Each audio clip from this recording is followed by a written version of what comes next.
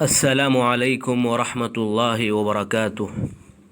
محترم ناظرین، آئیے آج کے اس ویڈیو میں شخصیت نمبر 57 پر 7 ہم آج اس ویڈیو میں ملاقات کراتے ہیں ایک ایسی شخصیت سے جن کو علمی دنیا میں امام طحاوی رحمہ اللہ کے نام سے جانا جاتا ہے۔ امام ابو جعفر طحاوی، ابو جعفر کنیت، نام احمد۔ آپ 10 ربیع الاول 253 ہجری میں پیدا ہوئے۔ طحاوی جو کہا جاتا ہے یہ اصل میں گاؤں کا نام ہے طحا، تو اسی کی طرف نسبت ہے طحاوی۔ امام ابو جعفر طحاوی رحمہ اللہ، آپ کے اساتذہ کی اگر ہم بات کریں تو آپ کے اساتذہ مصر، یمن، کوفہ، بصرہ، حجاز، شام، خراسان اور مغرب وغیرہ مختلف اسلامی ملکوں کے ارباب کمال اساتذہ موجود ہیں۔ اس سے قیاس ہوتا ہے کہ آپ نے ان میں سے اکثر مقامات کی طرف سفر کیا ہوگا۔ آپ کے شوق و جستجو کا حال یہ تھا کہ جب کوئی محدث یا صاحب کمال مصر آتے تو ان کی خدمت میں حاضر ہو کر استفادہ کی کوشش کرتے۔ امام ابن یونس صاحب تاریخ کا بیان ہے کہ امام طحاوی رحمہ اللہ ثقہ، ثابت اور صاحب عقل و فراست تھے۔ مسلمہ بن قاسم فرماتے ہیں کہ وہ ثقہ اور نہایت جلیل القدر تھے۔ علامہ ابن کثیر رحمہ اللہ فرماتے ہیں ثقہ و ثابت اور ماہر حفاظ حدیث میں ایک امام طحاوی رحمہ اللہ بھی ہیں۔ بدر الدین عینی رحمہ اللہ فرماتے ہیں کہ ان کی ثقافت، دیانت، امانت اور فضیلت پر سب کا اتفاق ہے۔ صاحب مرآت الزماں تحریر فرماتے ہیں کہ لوگ آپ کے علم و فضل کی طرح آپ کے صدق و ثقافت کے بھی معترف ہیں۔ تمام اکابر علماء و محدثین ان کے علمی کمالات کے معترف تھے۔ مؤرخین کا بیان ہے کہ آپ کے بعد آپ کا کوئی ہمسر اور جانشین پیدا نہیں ہو سکا۔ ابن ندیم فرماتے ہیں کہ وہ علم و فضل میں بے مثال اور یکتائے روزگار تھے۔ علامہ عینی کہتے ہیں کہ جن محدثین اور مؤرخین نے آپ کا تذکرہ کیا ہے وہ سب آپ کی مدح و توصیف میں متفق ہیں۔ متقدمین میں طبرانی، خطیب، حمیدی اور متاخرین میں حافظ مزی، ابن کثیر اور ذہبی رحمہ اللہ ان کے کمال کا اعتراف کیے ہیں۔ حقیقت یہ ہے کہ کوئی واقف کار اور منصف مزاج شخص آپ کے لیے علم و فضل اور اوصاف و کمالات کا منکر نہیں ہو سکتا۔ حضرت شاہ عبدالعزیز صاحب تحریر فرماتے ہیں کہ آپ کی تصنیفات آپ کی وسعت نظر اور علمی تبحر پر شاہد ہیں۔ امام طحاوی رحمہ اللہ کو جملہ اسلامی علوم اور ان کے متعلقات میں مہارت حاصل تھی۔ مؤرخین اور علماء سیر نے تفسیر، کلام، عربیت، ادب، لغت، نحو اور انساب وغیرہ میں آپ کی ظرف نگاہی کا ذکر کیا ہے۔ ان میں سے بعض علوم میں آپ نے مستقل کتابیں لکھیں اور آپ کی فقہی و حدیثی کتابوں میں بھی ان علوم پر بحثیں ہیں۔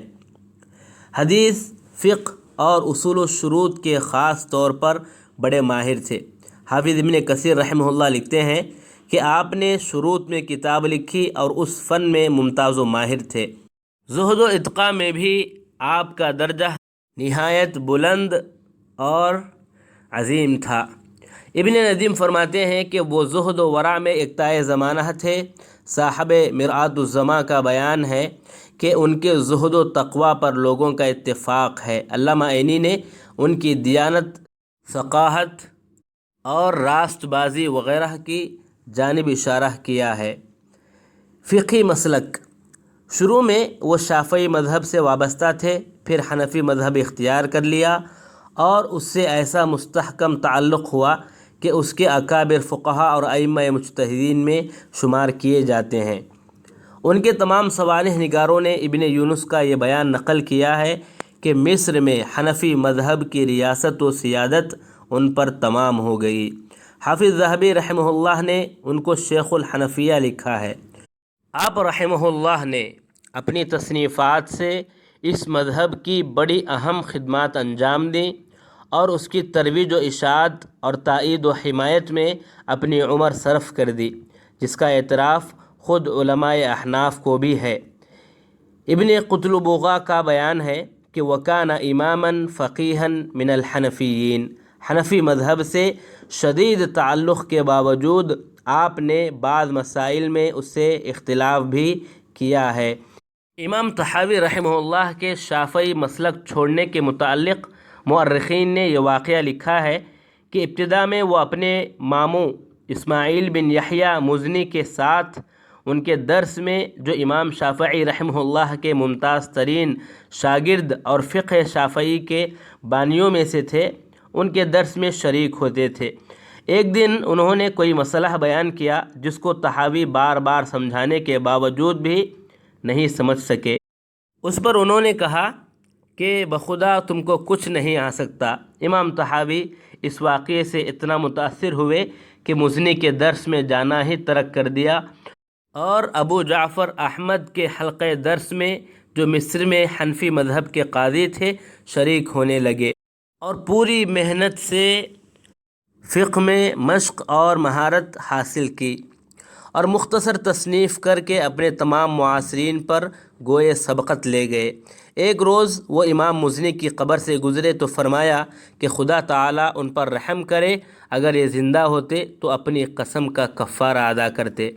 علامہ ابن خلکان نے ایک دوسری وجہ یہ بیان کی ہے کہ محمد ابن احمد شروطی نے ان سے پوچھا کہ آپ نے اپنے ماموں کا مسلک کیوں ترک کیا؟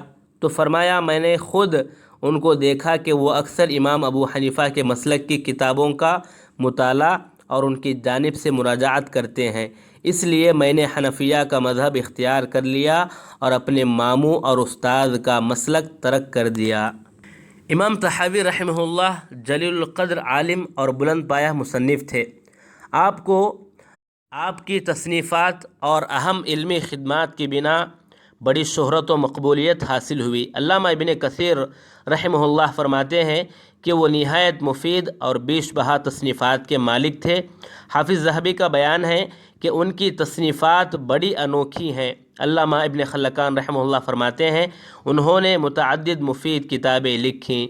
جن کتابوں کے نام معلوم ہو سکے وہ حسب ذیل ہیں: کتاب الاشربہ، کتاب التاریخ الکبیر، کتاب التسویہ بین حدثنا و اخبرنا، رسالہ فی الرزیہ، کتاب الشروط الاوسط، کتاب العزل، کتاب الفرائض، قسم الفیء والغنائم، کتاب الوصایا، مناقب ابی حنیفہ یا اخبار ابی حنیفہ و اصحابہ، اختلاف الروایات علی مذہب الکوفیین، الرد علی عیسیٰ ابن ابان، النوادر الفقہیہ، النوادر والحکایات، کتاب الرد علی ابی عبیدہ، شرح الجامع الکبیر، کتاب الشروط الصغیر، کتاب الشروط الکبیر، بیان السنہ والجماعہ، اختلاف العلماء، کتاب المختصر فی الفقہ یا مختصر الطحاوی، مشکل الآثار۔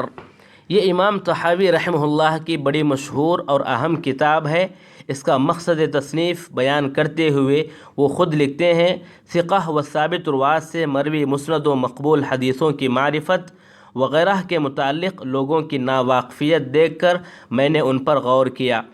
اس کے نتیجے میں جو مشکلات اور حدیثوں سے جو مسائل و احکام اور اہم نکات و حقائق مستنبط ہوئے، ان کو بیان کر کے ان پر عائد ہونے والے اعتراضات و اشکالات کو اس میں دفع کرنے کی کوشش کی ہے۔